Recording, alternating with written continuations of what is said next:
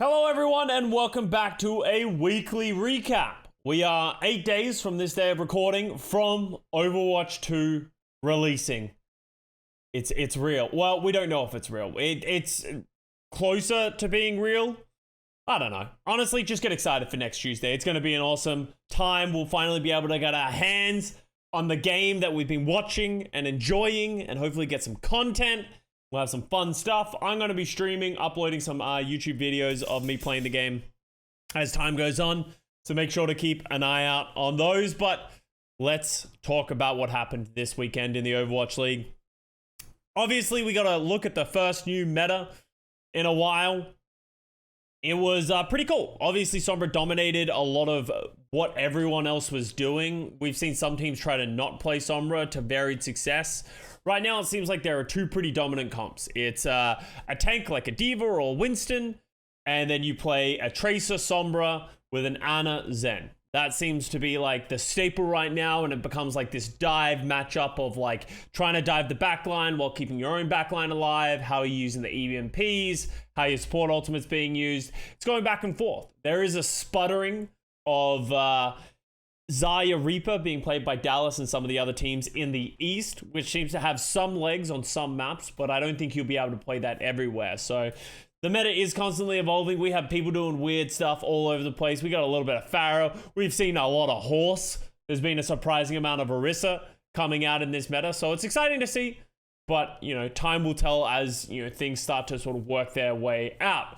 Well, let's talk about the news. We only had one piece of big news that happened throughout the week that we need to cover, and that is Paddy Pan retiring from the Los Angeles Gladiators and from Overwatch. Paddy had a wrist injury that he talked about on stream that's sort of been bothering him. That's why he didn't play in the last stage in the Summer Showdown. So after that, he's retired. We don't really know what the real reason is. It hasn't really been put forward. Hopefully it's not a wrist injury and that he is still able to play esports. And if that is true, I wouldn't be surprised to see him move to Valorant franchising. Obviously, there is a big Oceanic, he's originally a Thai player. They do have spots like that for Valorant. He was a very successful Valorant player before he came to the Overwatch League when he came of age. So I wouldn't be surprised to see him move on there. I hope he does. Dude's a talented gamer. Dude's very good at what he does. So disappointing to see him go on from Overwatch, but hopefully onto bigger and better things. Gladiators aren't going to miss him too much. Fortunately, they have Kevster and Happy just waiting in the wings. Not many teams have that. So he's not leaving this massive void in that roster. But as I said, he came in, wins 2 stages, leaves. Can't really complain about that as an Overwatch League career. So moving on. That's really the only news we had, so let's talk about the season standing so far. So, most importantly, just a quick housekeeping update here. There is no tournament that is happening at the end of Countdown Cup. It is just going to be the 6 regular season matches for all the teams, and then we will go into the play-ins, and the play-ins will play for the playoffs. So, what are the magic number if you have been living under a rock? So, in the West, the top 6 teams in the West will qualify for the playoffs automatically, and they will not have to go through the play-ins. So this is this cutoff here. London's at 15 points, Atlanta at 14, Toronto at 13, Florida at 12. These are the teams that are really vying for these this like top 6 spot.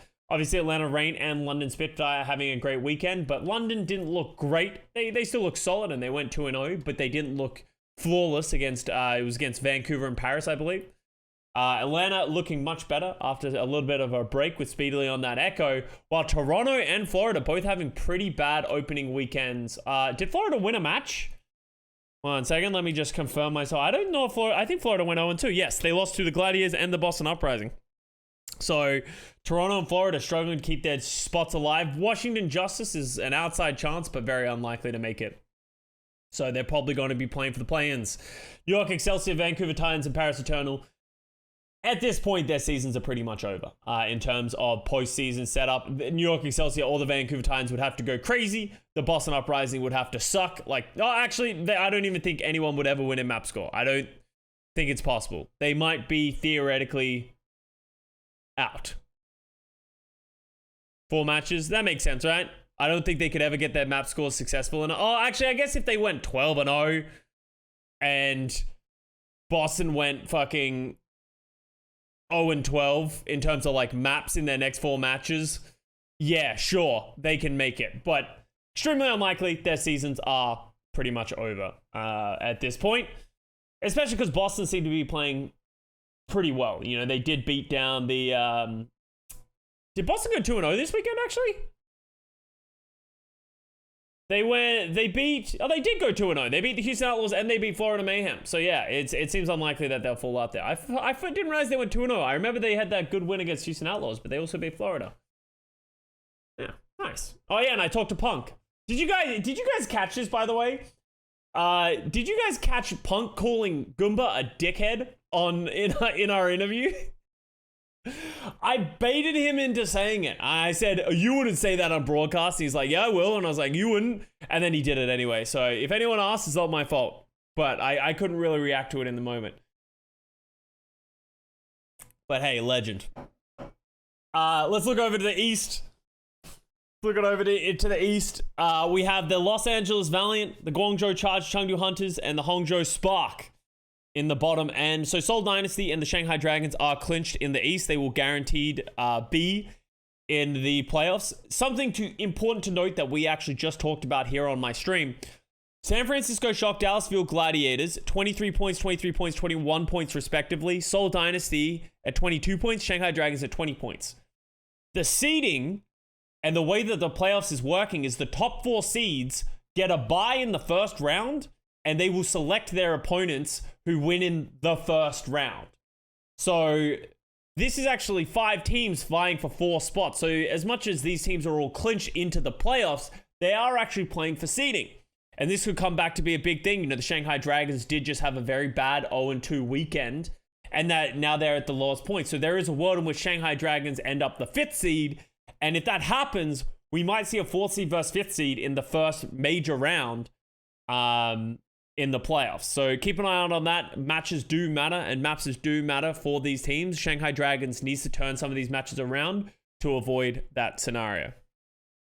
In the East, though, let me continue with this. So the top 3 automatically qualify in the playoffs. So the Philadelphia Fusion and the Hangzhou Spark have been vying out for that position.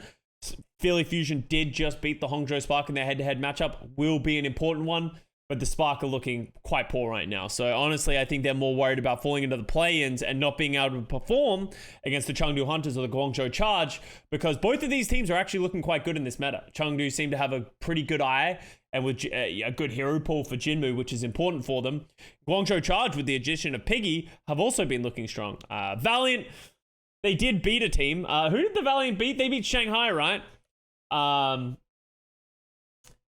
no, they beat Philly. Sorry, they beat Philly. Sorry, my brain is lagging at this point. They beat Philly. Of course they beat Philly, actually. That's the most Philly thing ever. Valiant beat Philly, which was awesome to see, which like sort of keeps their season alive. They are still 2 league points down on the Charge, so the Charge would have to really suck and the Valiant would have to, play really well. They do have a match up against the Guangzhou Charge, not this upcoming weekend, but the weekend after, and that will really be the determining factor. They play Chengdu Hunters and Hangzhou Spark this weekend, which are winnable, but hey, let's all slow our rolls. They only beat Philly, and Philly loves to lose to bad teams, so we'll see. Only time will tell, but as I said, they're all playing for these final top 3 spots. The Valiant's fighting to keep their season alive. So that's the overall standing. That's where we are in this stage, because seeding and where you're standing for the playoffs is really the only thing teams are playing for, because there is no tournament at the end of the tunnel. So let's do our weekly recap on the matches that happened. Let's start with the West. Boston Uprising played against the Houston Outlaws. This was our first match, and I feel like the Houston Outlaws fans have just forgotten that this match existed, and they just believe that they're the best in the West right now. But Boston Uprising took it to the Houston Outlaws on the back of some weird compositions. Houston Outlaws played a lot of Doge on that Winston Diva in this match, which they later retconned and played Dante almost, I think, exclusively in their later match against the San Francisco Shock. But Boston looking pretty strong. They look like they're having a good moment. They did beat the Florida Mayhem as well. So Boston are looking to be a good team in this meta, which is important, as we said, because they're going into the play-ins, staying confident, staying strong right now is what's happening. Dallas Fuel beat the Washington Justice. They gave them a map just to be nice. Washington, they play a lot of Kalios Horse. They sort of don't seem to have a great idea of how they want to play it. They're sort of stuck on the Kalios. I would like to see them play more of the Diva, and they did that against the San Francisco Shock, and that was one of the big proponents of how they got that win over the San Francisco Shock in their later matches. But Dallas Fuel are just a different team. Playing a lot of that Edison Reaper, Hanbin Zaya, really leading the charge on that one. Atlanta Reign did get over the Toronto Defiant. This is actually a very good match, Atlanta versus Toronto. It was cool to see Speedily playing a lot of Echo. Atlanta playing their own style, right? They have Hawk who can play that Doomfist, he can play Diva, he can play Orisa. He even had some success with that in this matchup and made it look quite good. But Toronto have been kind of struggling. I guess coming off of a very high, their own Toronto land, we sort of had high expectations for them, but just not looking that comfortable right now. I think that they have the pieces to be able to play well in this meta. If they get like Hisu on that Sombra, they get Finale on that Tracer.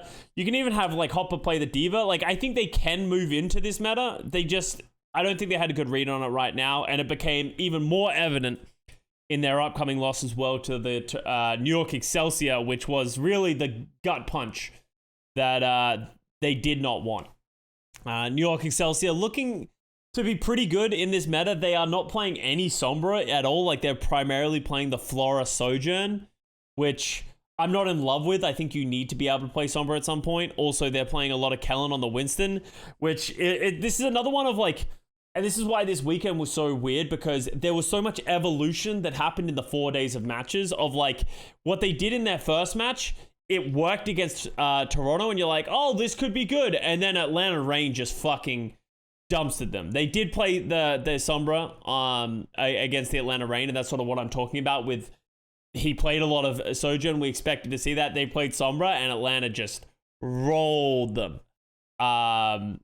It's kind of hard to really see. Like, there are teams, Kellen is one of those players of, he is not a hyperflex tank player. He is a main tank player. That's what he's very successful at. He played an okay Sigma in that match against Atlanta on Circuit Royale, but there are some teams that don't have the flexibility, like the Outlaws, right? Like Dante is playing Diva, for God's sake. Yes, it worked, but it's kind of interesting seeing a lot of these teams sort of be pigeonholed in a direction, especially throughout the entire series. London Spitfire did drop a map to the Paris Eternal. I think Paris were looking somewhat better until I watched their next match where they played the Dallas Fuel, but at that point it's the Dallas Fuel. But they looked kind of comfortable against the London Spitfire when they were able to play their game. Yeah, I don't know. It's kind of hard to talk about the Paris Eternal right now. Like, they are a team that is just struggling. They haven't won a match. They don't look close to winning a match. It's more about the teams not trying to drop as many maps as possible, right? Like, London dropping a map to Paris is a reason that people are saying London isn't that good. Like, that's not where you want to be as a team when your other teams are being rated by how successfully they beat you down, right? So it's kind of awkward. London Spitfire have come into this meta with like a very different way of playing the game. They played a little bit of Poco in one map. But yeah, London, I'm curious to see how they do as they evolve. They obviously beat the Vancouver Titans as well, but Vancouver also have been struggling in this meta. Mira is their primary tank. We haven't seen any False. I'd be curious to see if we see False come out in the future as the tank player, because he was an off-tank player and he is a good Diva. That is his hero in a lot of ways, and we could be in a Diva meta. And Doomfist, Mira had some success with it, but at the end of the day, people are realizing Doomfist doesn't have a lot of chops. If you're playing against a Sombra, you just get hacked, you die. It's very difficult to play. So I'm curious to see the adaptation that the Vancouver Titans are going to make throughout this week. They're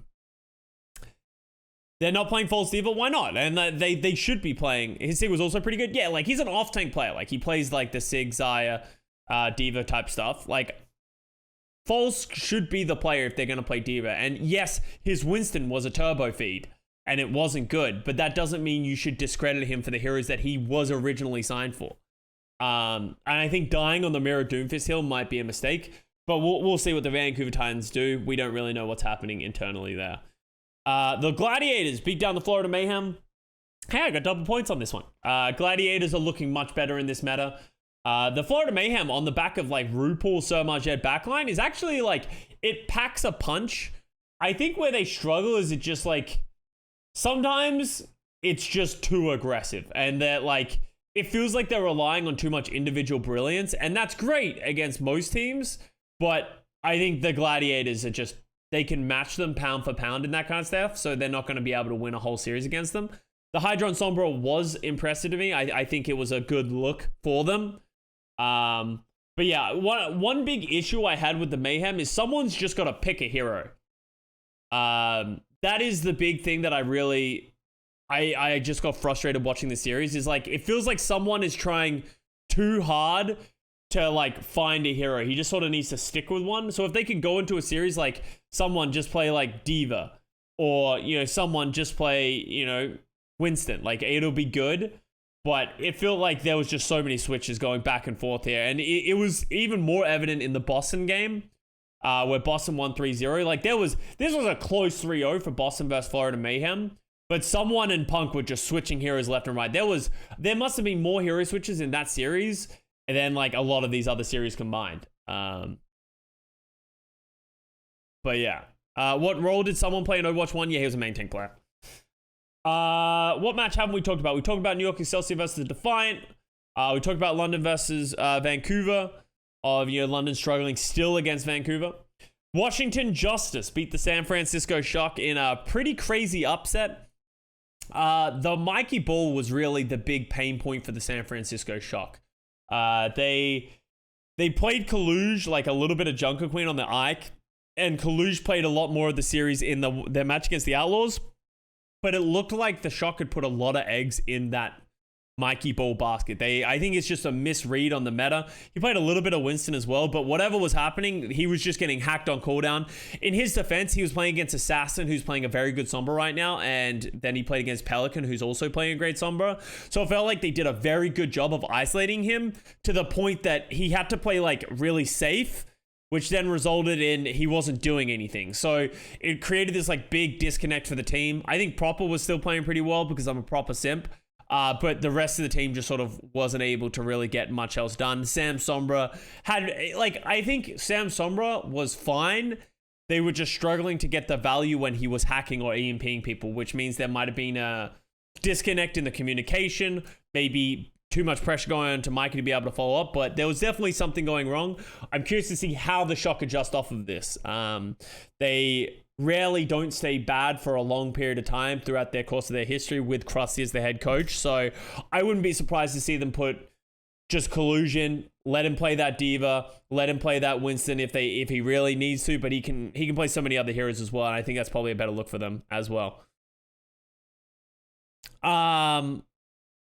Then we talked about Boston versus Florida. Boston looking strong. Florida, as I said, lots of swapping back and forth, but Boston did get the win. Atlanta beat down the New York Excelsior with a very convincing win. This was a quick series. Atlanta Rangers looking very comfortable. All their players finally coming online. They have so many rookie players, but like Vigilante slotted in perfectly with this team. I think him and Ultraviolet played very well together. They just do so much damage. They're very aggressive, but they like work off of each other quite well.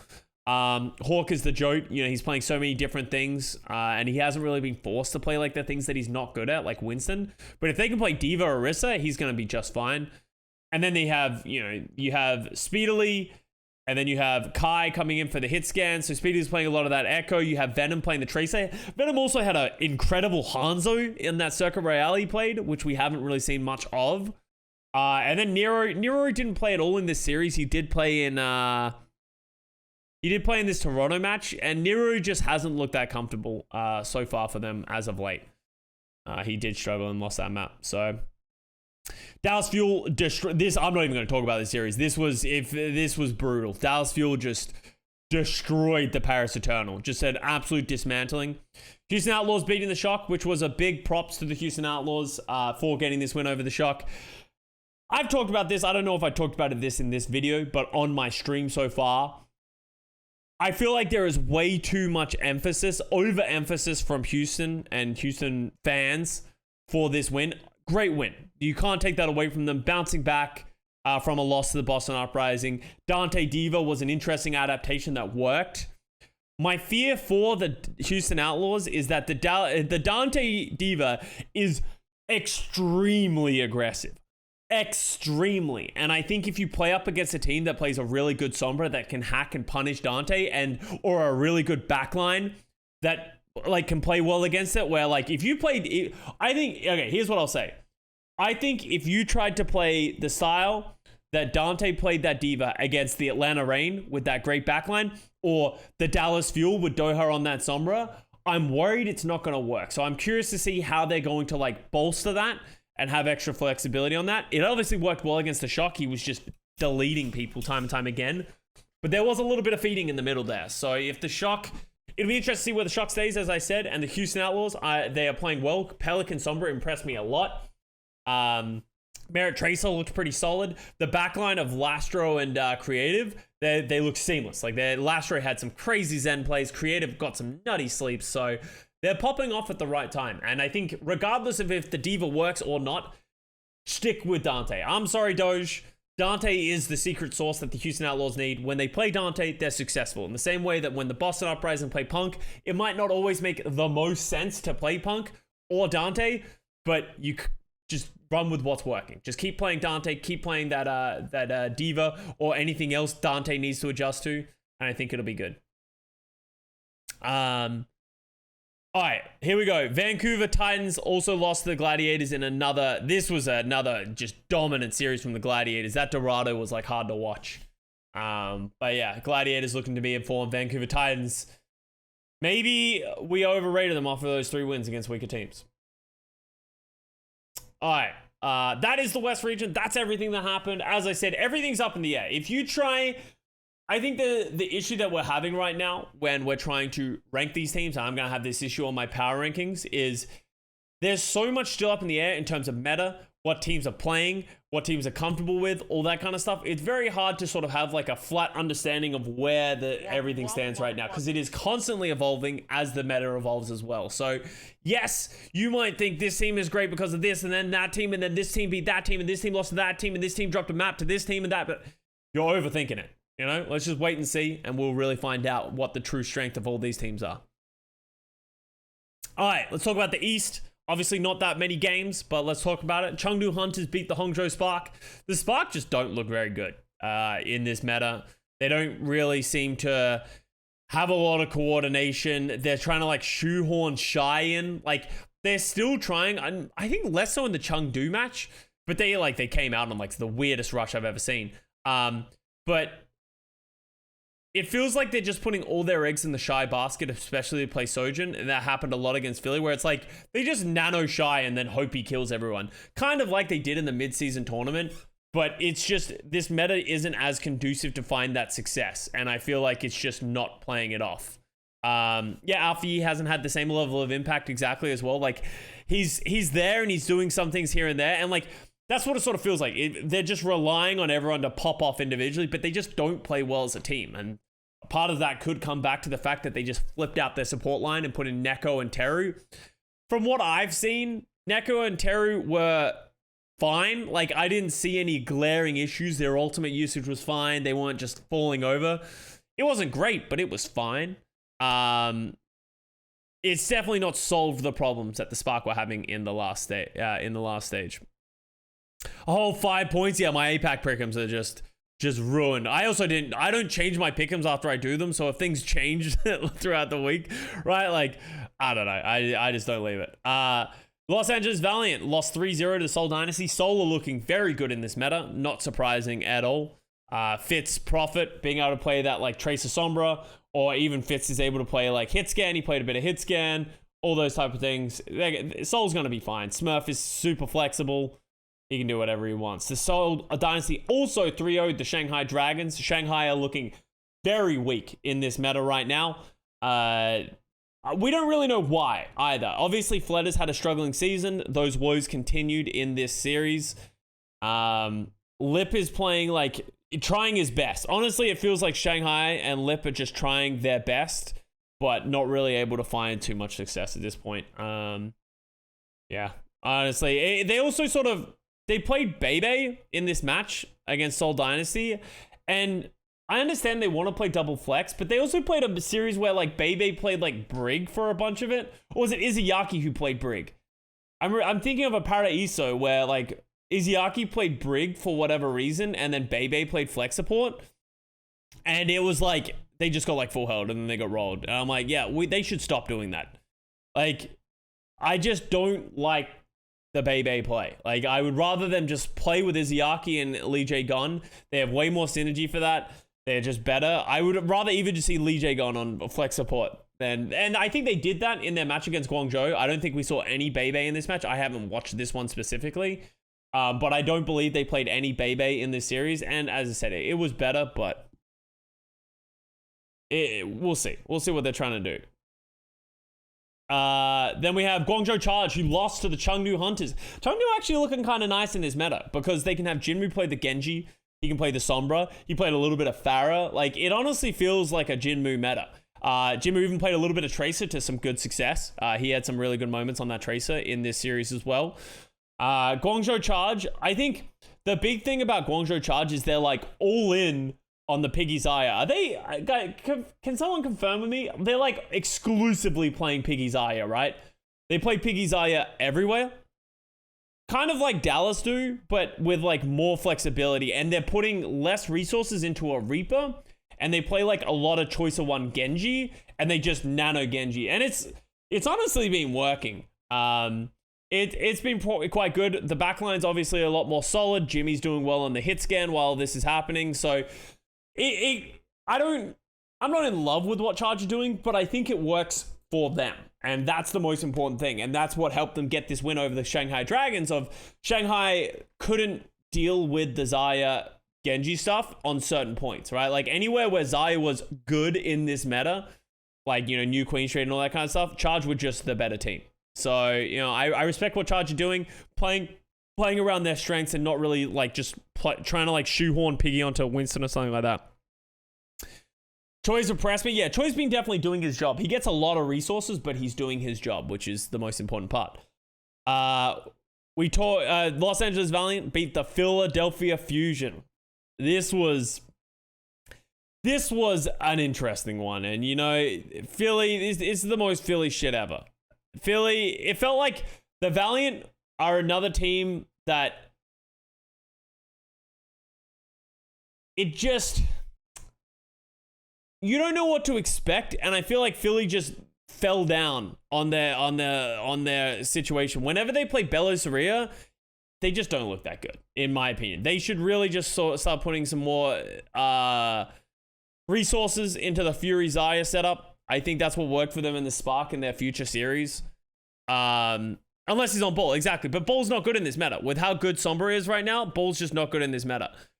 Dia had some really good hit scan moments. Easy Han and Becky continue to just impress us as the DPS line for Valiant. So it's cool. As I said, I don't get to watch East as meticulously as possible, but it feels like the Valiant, like there's a lot of like rock, paper, scissors going on between these teams with the meta. And like, it feels like the teams in the East are a lot more, this is what we're going to play compared to the West, which is just sort of like fucking throwing everything at a wall and seeing what works. And that's sort of why we do have this like weird fucking like teams moving around and sort of like dying on their swords. So the 1.75 hack is really rough. And that's sort of the meta we're in. And that's why so many teams I think are struggling because of the prominence of Sombra, it heavily limits the tanks that you can effectively play. And, you know, I talked about this earlier. It's not as much about which tank is the best. It's about what tank is the least shit against Sombra. Because that's why you've seen a lot of the West moving towards D.Va. D.Va does a good job at canceling Sombra spy check. That's why there's a lot of Zaya as well. Zaya actually deals with Sombra quite well. Because of the personalized bubbles. You can bubble people that get hacked. You help individual targets. So you're sort of seeing that. And I think there are some teams in the East that were thinking it might have been like an Anna Winston meta, or there was some Doomfist being played, or even Wrecking Ball. And those heroes just get dominated by hack too much. And I think that's what people learnt from the first weekend, right? Of like, shit, this doesn't work. This upcoming weekend, I would expect to see a lot more stabilization in the meta and people moving towards the same thing. two prominent comps would be the Xayah comp and the Diva comp. That's where I think we're going. The Diva comp has a Sombra, the Xayah comp has a Reaper, and sort of playing that. There is some weird things of like a Genji being shoehorned in with the Xayah and stuff like that, but only time really tell. There's a world, if I was the Shanghai Dragons and I was trying to coach them, what I would say would be the best thing for them is to play Who Are You Genji. I think they would be better off playing like Void Xayah, Who Are You Genji, and then like Lip Sombra.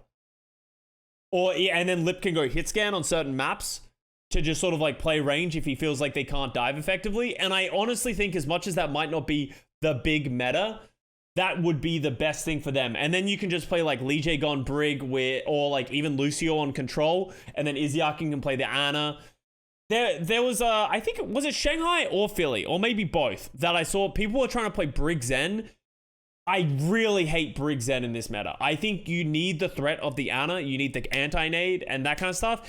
If you play Brig Zen, it just does not feel like enough healing for your tank player. Like, it doesn't matter what tank you're playing with Brig Zen, you need a character that's going to be able to pump healing into that tank, because there was it especially happened really poorly with the San Francisco Shock when they were trying to play the Mikey Ball. Even when Mikey was trying to play Winston, it just felt like Mikey was permanently at half health because they were playing like Violet Zen with like or like Violet Brig with Finn playing Zen, and it just felt like they didn't have the resources to be able to keep him alive while also keeping Proper alive or anything like that. So I want to see teams move away from that and play towards their strengths a little bit more that make a little bit more sense.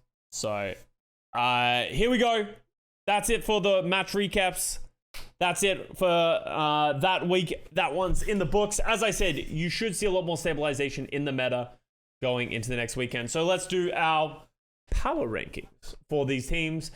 This is going to be a shit show. The power rankings are kind of awkward right now with where all the teams, just sort of doing so many different things and sort of like not feeling confident in the meta in themselves. But I think those things will change. I will put Shock below a tier break after that 0-2 performance.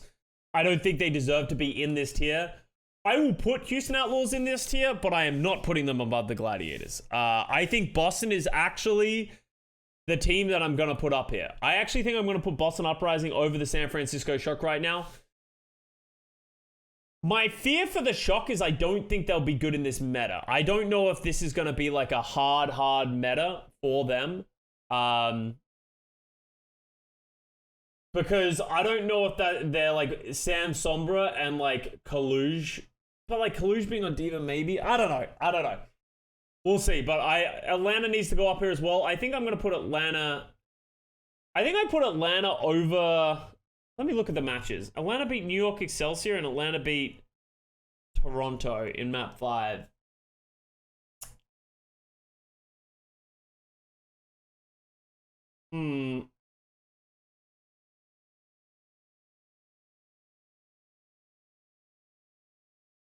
This is a fucking hard week, man. This is actually an awful week.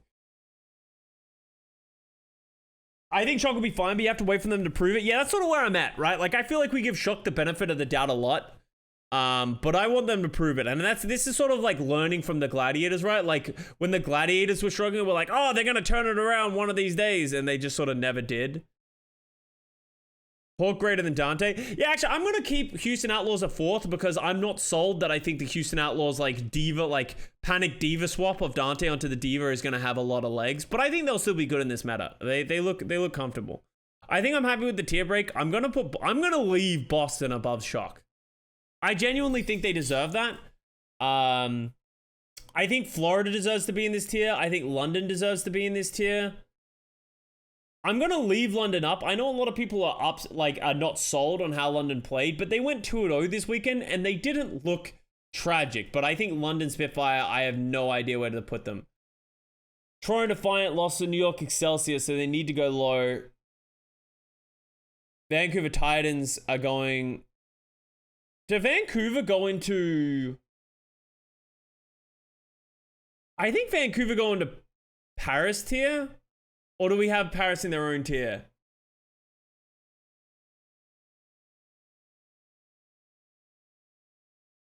And I think Washington goes here.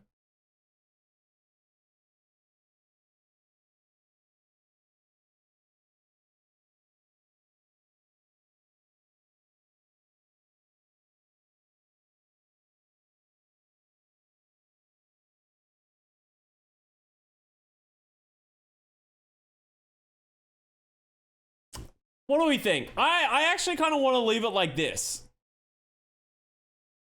Washington below Toronto? No, you're right. You're right. Washington shouldn't be below Toronto. My big fear is Kellen. Like, I don't know how much flexibility Kellen hit. Washington beat the Shock. Yeah, but I don't believe that was. I'm not sold on that. I think Shock lost to themselves.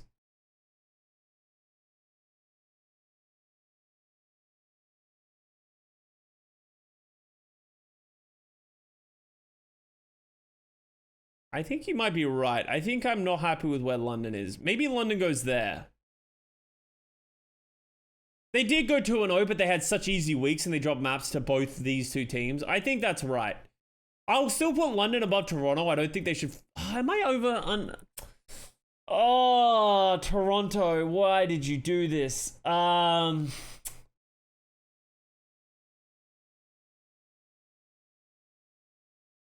They were close with Atlanta Reign, and they fucked up against...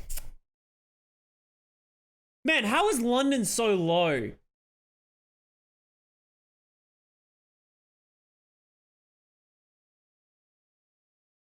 Dude, they just keep falling. Move Florida down. I like Florida. I think Florida had a hard week. But it's like, it is strange having London be here and Florida be here and Florida went 0-2. I actually think Florida's not a bad team in this meta. They got rolled by Boston. They didn't get rolled by Boston. That was a very close series. If you watched that match, that was a very close series.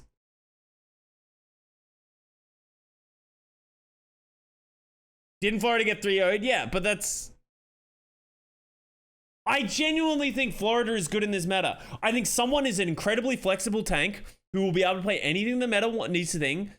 I think the backline is very good for Florida. Hydron Sombra is good. And Checkmate, he can play the Tracer, he can play the Genji. I actually think Florida's a good team in this meta. And I just think people are like upset. They lost to Gladiators, who are one of the best teams in this stage, in my opinion. And Boston Uprising, another team that's like playing very well in this meta. It was a 3-0, but I think that series was actually way closer than we're giving them credit for.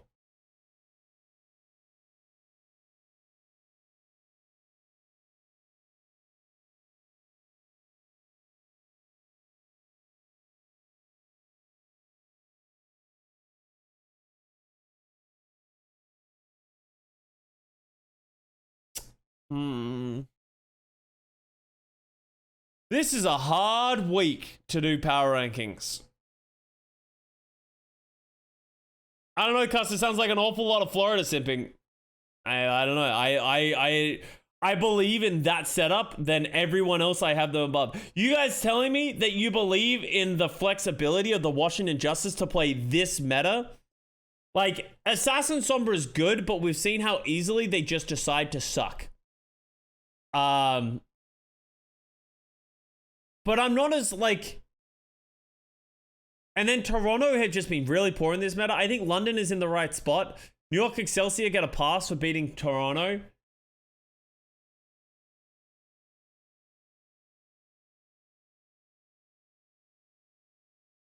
Kelly's Diva fucks. Alright, I'll give you this. How about this? We happy? That is where I'll stand.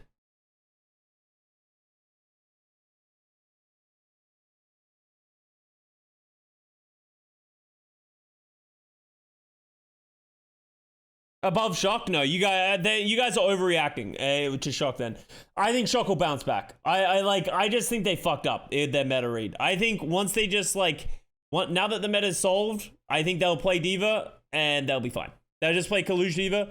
They'll play proper Tracer, Sam Sombra, get some coordination with Finn and Violet, and they'll be fine. Like, they just need to play meta, and they'll be fine. I don't agree Washington have no flexibility while someone can figure it out, because someone has shown the ability. The biggest weakness that someone has is it feels like he overthinks things. Well, I think as the meta starts to solve itself, he'll be fine, and I think the other pieces are good. Like, I'm happy with this. I'm actually happy with this. I'm happy with where I am in the West. I know it, like, I'm definitely simping a lot for Florida and Boston, but I think that's... I genuinely like both of those teams. I really do like both of those teams.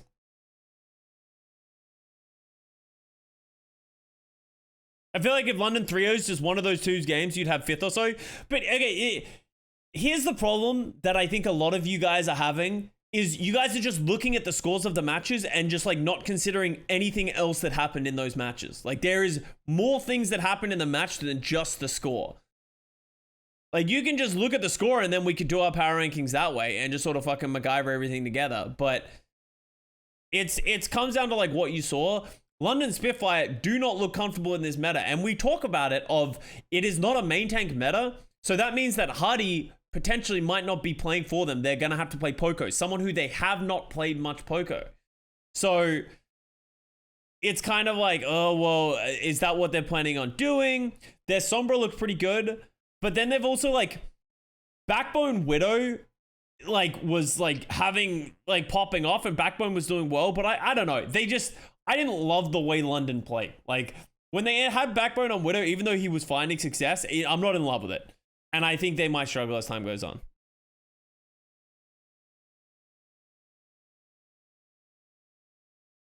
And they played the worst two teams. Yeah, like, I'm not unhappy with where we have London now that I think about it. I'm happy with this. I'm happy with my West. All right, let's go to the East. Shanghai goes down. So Seoul Dynasty is pretty firmly on the top. And then Hangzhou Spark goes here. I'm going to put Spark below Dragons. I'm fucking crazy. I'm going to put Valiant in here. Philly...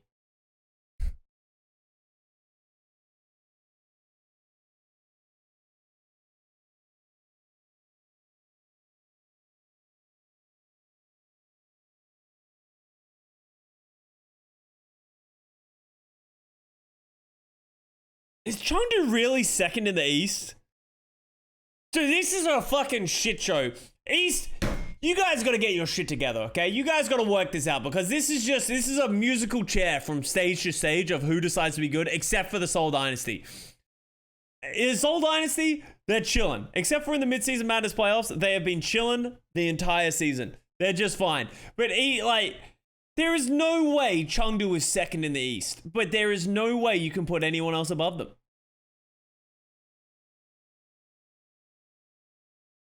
Oh, you're right. You're right.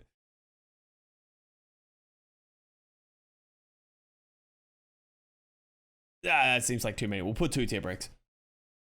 All right. So, yeah, we have Seoul Dynasty at the top.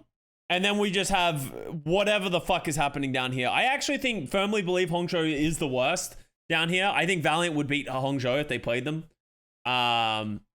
Philly's definitely like redeemed themselves a little bit by beating Spark, but that, you know, we don't know how low of a bar that is. Shanghai Dragons can get it together at any moment and be good, as I sort of outlined what I think would be their path forward of like putting Who Are You back in the lineup. I feel like Fleta just has been having a bad season, but it also comes down to how much they care about this stage in particular. Guangzhou Charge have been playing well on the back of Piggy Zaya. I think they struggle with flexibility of like, they can only really play Zaya Diva, but hey, that's fine in this meta. And then Chengdu Hunt is surprisingly good in this meta. I also like that they can play Gaga to play like tanks, but then they're also willing to put in Daisy. I don't know. Like I think Chengdu's. I don't know. I don't know with Chengdu. They'll probably suck this weekend, and then I'll look stupid. But here we are. All right, that's my power rankings for the week. That's that one done. All right, let's bring back our pick'ems and let's do our pick'ems for the week and close this out. Seoul Dynasty versus the Chengdu Hunters. I think Seoul Dynasty will play it. It'll be close. No, I'm going to go 3-1. Yeah, 3-1. Then we got the Philadelphia Fusion taking on the Shanghai Dragons.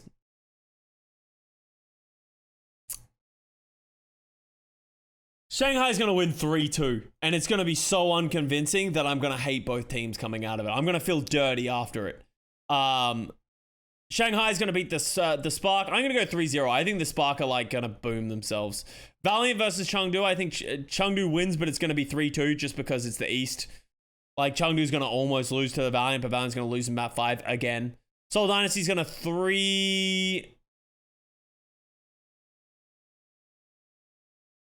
I'm going to go 3-0. I actually think Seoul might 3-0 the Charge. Something in the... I have a feeling that Seoul's going to just beat Charge. I think they might just figure Charge out. Yeah, it'll be close. I agree. It's going to be close, but it's like... It's going to be a 3-0. Charge versus Philly. This is an important match. For Charge. And Philly, honestly, because they need the points. Charge. But it'll go to map 5 because it's Philly. Philly's just going to keep going to map 5s forever. And then Valiant versus the Spark. Let's go Tazon Day. I'm going to give Spark 1 map, not 2 maps.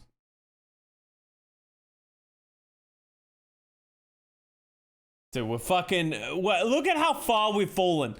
That we're predicting the Valiant over the fucking Spark, man. Dude, what the... Come on, man. Alright, let's go over to the West. The Gladiators versus the Spitfire. I think Gladiators are going to 3-0. I think they're on a tear, and they're sending... It's about sending a message. Dallas is going to play Vancouver. No! No, don't make Dallas play Vancouver. Come on, just give Vancouver a break. I know they had an easy stage last time. I know they did, but just like, come on, just give them one easy one in the middle or something like that. Oh god, they're gonna get fucking rolled. Toronto versus the Shock. Shock are gonna win 3-1. I'm gonna give Toronto a map. But I think Shock get it together. I have faith that the Shock will work it out. At least enough to beat Toronto. London Spitfire versus Dallas Fuel. Oh, Jesus. Talking about hard schedules. Well, London Spitfire just played the 2 worst teams in the West. Now they got to go up against the 2 best teams in the West. Time for them to prove their worth. And see if we're underrating them. Sheesh. Okay, Washington Justice versus New York Excelsior. This screams a close game. Like, screams it from the rooftop map 5 banger. 3-2 to the Justice. Atlanta Reign versus San Francisco Shock.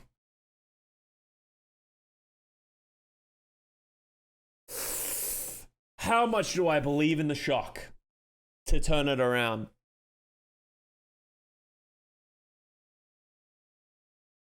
I'm going to go 3-1 Atlanta. If it goes to map 5, I think the Shock wins.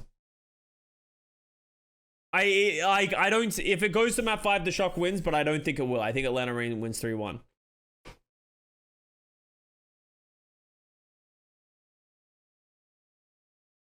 Gladiators versus New York Excelsior. I think Gladiators 3-0 next New York Excelsior. I think Atlanta beats the Washington Justice 3-1. I'll give Justice a map. Then Toronto versus Vancouver. I'm going to go 3-1. I'll give Vancouver a map.